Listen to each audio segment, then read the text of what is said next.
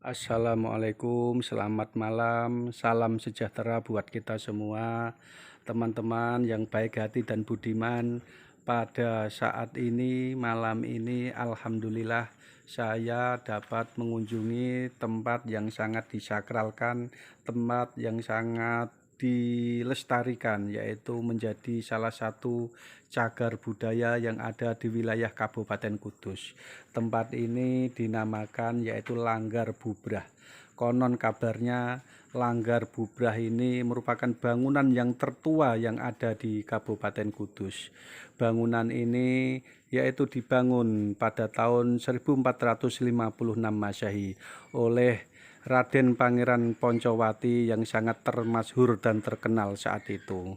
Seperti ini keadaannya teman-teman. Sekarang saya berada di sampingnya dan saya sekarang yaitu akan memasuki ruangan dari Langgar Bubrah yang sangat ikonik ini, yang sangat dilindungi dan dilestarikan oleh seluruh masyarakat maupun pemerintah Kabupaten Kudus. Seperti ini kondisinya teman-teman, dan saat ini saya bersama istri tercinta sedang berkunjung, sedang menyaksikan langsung apa yang diceritakan dalam sejarah itu, agar nyata, agar wujud, dan agar kita dapat melihat dengan mata kepala kita sendiri. Seperti ini kondisinya teman-teman, kondisinya masih terjaga dengan baik, rapi, dan terpelihara. Walaupun ada ornamen maupun relief-relief yang retak, namun keaslian dan kekunoannya masih terpancar dari bangunan ini.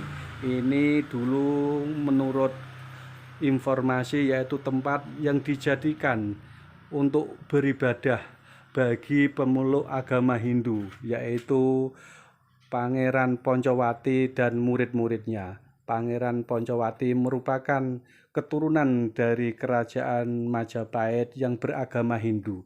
Maka saat itu sebelum Islam masuk di daerah Kudus ini, agama Hindulah yang berjaya, agama Hindulah yang menjadi mayoritas, agama Hindulah yang saat itu berkuasa.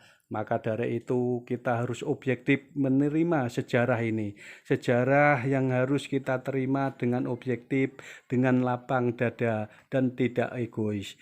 Tempat ini merupakan tempat yang sungguh-sungguh luar biasa karena terbangun di masa yang jauh sebelum kita, yaitu masa sebelum dibangunnya kerajaan di Demak Bintoro maupun Masjid Menara yang sangat ikonik. Tempat ini dahulu merupakan tempat yang dihadiahkan oleh Pangeran Poncowati kepada Kanjeng Sunan Kudus, karena saat itu dia berterima kasih, bersyukur karena telah dapat diislamkan oleh rombongan Kanjeng Sunan Kudus. Akhirnya seluruh aset-aset Raden Pangeran Poncowati yaitu diserahkan kepada Sunan Kudus, dihadiahkan kepada Syekh Jafar Sudek, dan salah satunya yaitu Langgar Bubrah ini. Di samping yang diserahkan Langgar Bubrah ini juga keratonnya yang merupakan sekarang menjadi Komplek Masjid Menara. Komplek Masjid Menara itu dahulu adalah keratonnya oleh Pangeran Poncowati yang dengan sukarela kebesaran jiwa diserahkan kepada Kanjeng Sunan Kudus. Dan syukur alhamdulillah oleh beliau Kanjeng Sunan Kudus, tempat tersebut tidak diklaim menjadi hak milik pribadinya, namun dipergunakan sebagai tempat untuk mengembangkan, mensiarkan agama Islam yang telah dianut dan diajarkan kepada masyarakat Kudus pada saat itu.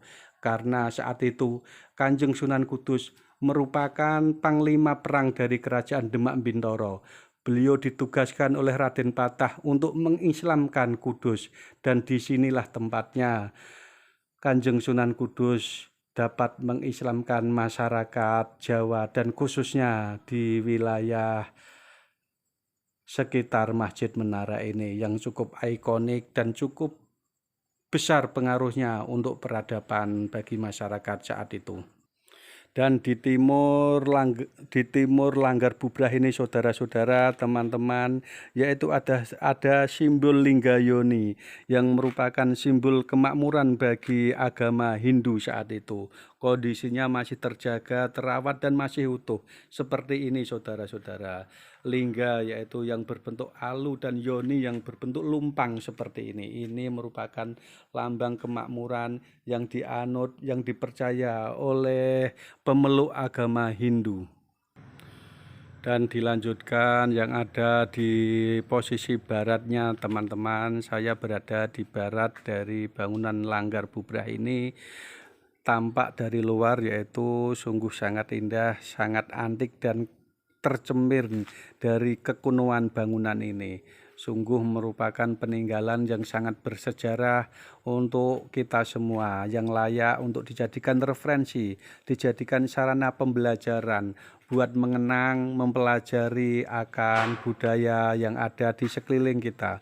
Mudah-mudahan peninggalan ini betul-betul dapat lestari, dapat dijadikan referensi, dan dapat dijadikan sarana pembelajaran buat generasi muda setelah kita. Terima kasih, mudah-mudahan informasi ini bermanfaat, dan apabila ada kesalahan saya dalam menyampaikan yang berbeda literasi ini, saya mohon untuk dimaafkan dan dimaklumi.